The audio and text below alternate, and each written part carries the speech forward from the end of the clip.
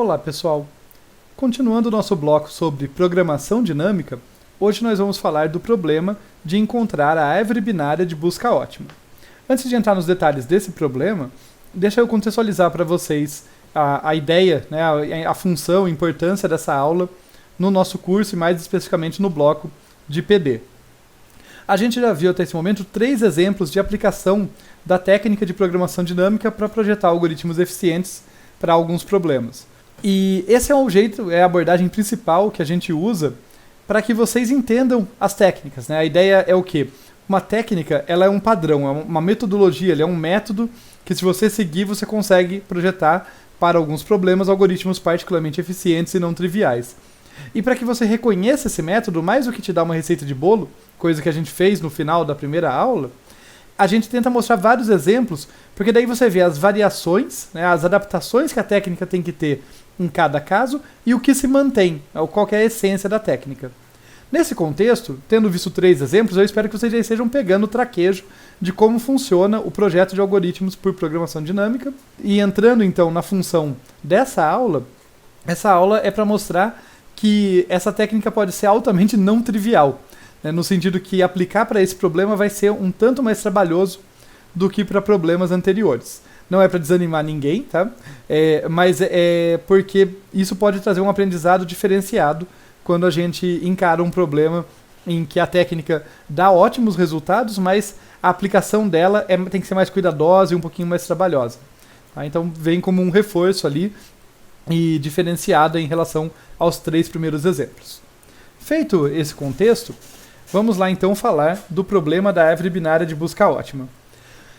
Para vocês que fizeram algoritmos de estruturas de dados 1 e 2, vocês devem estar estranhando, né? Deve estar causando algum estranhamento nesse momento, porque vocês devem pensar, poxa vida, técnica de projeto de algoritmos para o problema da árvore binária de busca ótima, eu achei que eu já tinha estudado várias árvores binárias de busca que eram as melhores possíveis, né? Árvores balanceadas e tal. Então vamos contextualizar, vamos relembrar vocês e contextualizar aqui para entender exatamente em que situação que esse problema se torna relevante. Então vamos lá. Dado um certo conjunto de itens, qualquer árvore binária de busca tem que respeitar algumas propriedades, tá? Independente de ser ótimo, né? Só para ser uma árvore binária de busca, ela tem que ser binária, então cada nó tem no máximo 2 filhos, né? Filho esquerdo e filho direito. E, mais especificamente, tem que respeitar a propriedade de busca, quer dizer, a propriedade que diz que os itens que estão na subárvore esquerda têm que ser menores do que a raiz. E, por sua vez, a raiz tem que ser menor do que os itens da subárvore direita. Pode ter empate aí, tá? Falando menor ou igual, mas a ideia então é que os itens que estão na subárvore esquerda, fazendo aqui um exemplinho bem rápido aqui para vocês, né? Então, sendo ali o nó que está apontado pela setinha que vem de cima, a raiz, a gente tem aqui que esses aqui tem que ser menores ou iguais, menores do que a raiz, e os da subárvore direita tem que ser maiores. Essa é a propriedade de busca, ela tem que valer recursivamente, tem que valer para todos os nós da subárvore, não só para a primeira lá, para a raiz original da árvore. Tá legal? Então, essa é uma lembrança importante aqui, né? Então, a raiz tem que ser menor do que os itens da subárvore direita, mantendo uma ordenação ali, né, para que a busca seja possível com eficiência. Mas eu quero chamar a atenção para vocês, né, dada essa definição, que existem inúmeras árvores binárias de busca que são válidas, que respeitam essas propriedades para um mesmo conjunto de itens.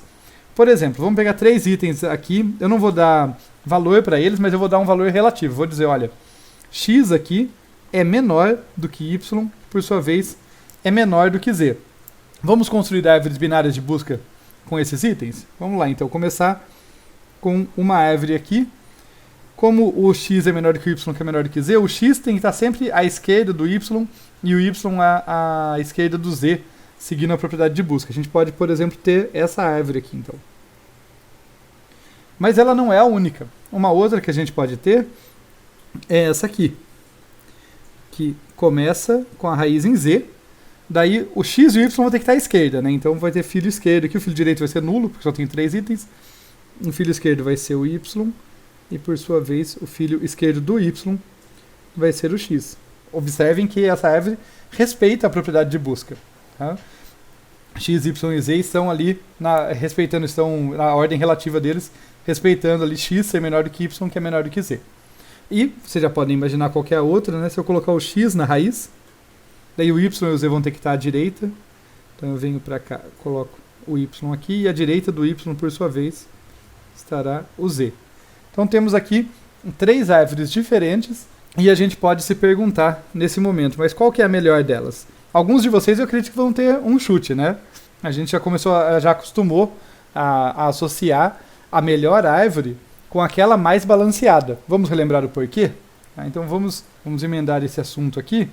E por que a gente está falando de melhor nesse contexto, tá?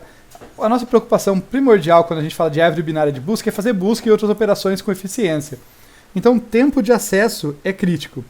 E o tempo de acesso de um item vai depender da profundidade dele na árvore. Quer dizer, quão longe ele está da raiz, quanto que eu tenho que descer para chegar na raiz. Para ser mais preciso, a profundidade a gente vai definir como sendo o número de nós, tá? Destacar isso aqui. Vai ser o número de nós, vai ser importante nesse caso que a gente está contando nós, e não saltos, né, que seriam as arestas, mas acaba sendo equivalente, é só um detalhezinho técnico. Então a profundidade é o número de nós no caminho que vai da raiz até o item. É isso que determina a profundidade daquele item. Então, voltando muito rapidamente aqui, a profundidade da raiz aqui em qualquer uma dessas árvores, por exemplo, aqui vamos pegar a do meio, né? A profundidade do z seria 1, tá? Porque o número de nós no caminho que vai da raiz até ele é apenas um nó, que é ele próprio, né? Aqui do y seria 2 e do x seria 3, tá? Só para ficar mais claro. Fica como exercício se vocês preencherem a profundidade nas outras árvores ali de cada item. E daí pensando numa árvore de propósito geral, né, tentando responder essa perguntinha aqui, qual a melhor árvore para a busca? Sabendo que quanto mais profundo, mais saltos eu vou ter que dar para acessar aquele item, né?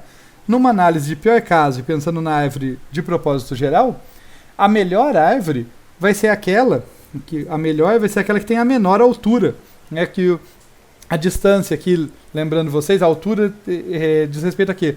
Ao comprimento do caminho mais longo da raiz até algum item. Tá? Então, vai ser a que tem a menor altura, que está mais bem balanceada. E para vocês pegarem uma intuição do porquê é isso, porque pensa, se eu estou pensando em análise de pior caso do propósito geral, eu posso sacanear minha árvore, vamos dizer assim, e falar, opa, se ela tiver um item que está muito profundo, né, que está lá muito distante, basta um. Eu chamo só ele repetidas vezes, e isso vai dar um desempenho pior para essa árvore do que para uma árvore mais bem balanceada. Então, por isso que numa análise de pior caso, o que me interessa é a altura da árvore, quer dizer, o comprimento da raiz até o item mais distante, o item mais profundo. Tá legal? E nesse contexto, então se a gente lembra disso, que é a menor altura que nos interessa, uma árvore de busca balanceada, aqui como a VL, o rubro-negra que a gente viu, vai ser assintoticamente ótima. E eu digo assintoticamente porque eu não estou me preocupando com constantes quando eu falo isso, mas ela vai ter a eficiência ali da ordem ali, né, de log n. Né? A altura dela vai ser no máximo aqui Ozão de log n, para alguma constante, sendo n o número de nós da árvore. Tá legal, relembrado isso, mais ainda vocês podem estar se perguntando, beleza, professor, legal, você me relembrou disso, mas eu até já estava lembrando, eu achei que essa questão de árvore ótima já estava resolvida, porque a gente tinha estudado as melhores árvores balanceadas e tal. Então, o contexto que a gente vai falar na aula de hoje, embora envolva árvores binárias de busca, está numa situação muito específica. É um problema que surge para contextos específicos em que a gente conhece, tá, em que é conhecida a frequência ou probabilidade com que os itens são acessados. Para ficar mais palpável, para vocês verem que isso é uma utilidade mesmo, imaginem palavras de uma linguagem. Tá? Se eu sei que eu tenho palavras de uma linguagem, vou manter um dicionário, um software de verificação de erros ou coisas do tipo, eu posso manter a minha árvore organizada, não do modo balanceado puro e simples, mas adaptada ali para as frequências de acesso que a gente tem. Intuitivamente, só para a gente começar a pensar no problema, mas a gente vai definir isso melhor e tal na sequência, eu posso pensar que talvez um certo desbalanceamento em que eu jogo mais perto da raiz, nós que são muito utilizados, e mais profundo, itens ali, elementos que são muito raramente utilizados, pode trazer uma vantagem. Eu vou ficar com alguns caminhos mais longos em algumas situações, mas essas situações acontecem muito esporadicamente. Então é esse o pensamento que vocês tenham. No próximo vídeo a gente vai definir mais formalmente esse problema.